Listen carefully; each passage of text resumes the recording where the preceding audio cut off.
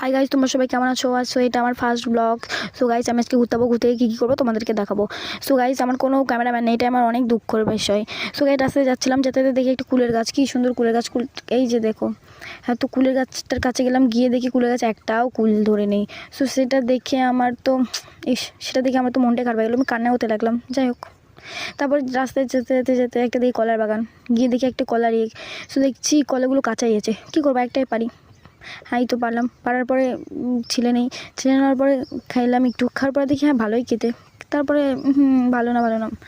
তারপরে একটু যাতে দেখি একটু ছাগলের বাচ্চা, কি সুন্দর, কি কিউট, আমাকে দেখি দূরে চলে গেল। তারপরে গেলাম, গিয়ে দেখি সর্ষা ক্ষেত, কি সুন্দর। আমার যদি আজকে ক্যামেরাম্যান থাকতো আমি এখানে অনেক ছবি তুলতাম। সো গাইস, তোমরা কার গ্রাম থেকে ভিডিওটা দেখছো কমেন্টে জানাবে।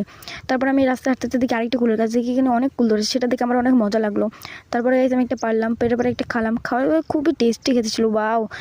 তারপরে আমি যাতে দেখি একটা দাদা বলে, কোথায় যাচ্ছিস? তারপরে এই দিকে ওই দিকে দেখি, দেখার পরে কিছু চুরি করতে লেগে যায়।